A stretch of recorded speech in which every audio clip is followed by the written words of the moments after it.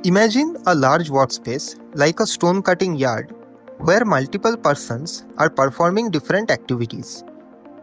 Each of these activities generates different amounts of pollutants based on what a worker is doing and where it is being done.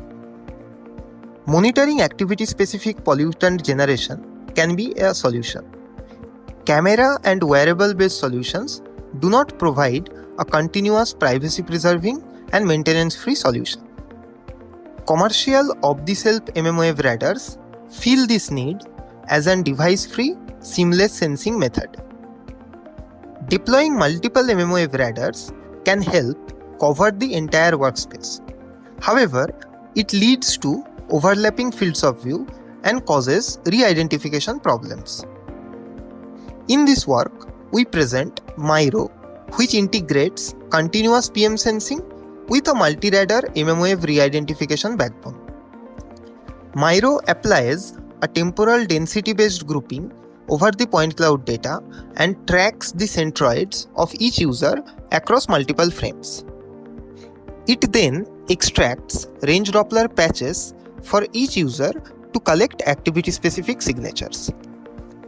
With a peaks-to-peaks based view adaptation model, we transform the range Doppler patches across different radars and compute the normalized correlation between adapted and actual activity signatures. By applying a correlation threshold, we correctly identify each user and assign them a global ID. Once this re-identification problem is solved, we compute the personalized exposure for each user from the sparse network of PM sensors deployed across the environment. We evaluated MIRO in two distinct phases: a lab setup for validation of the view adaptation and re-identification pipeline, real-world field deployments across 3 different sites.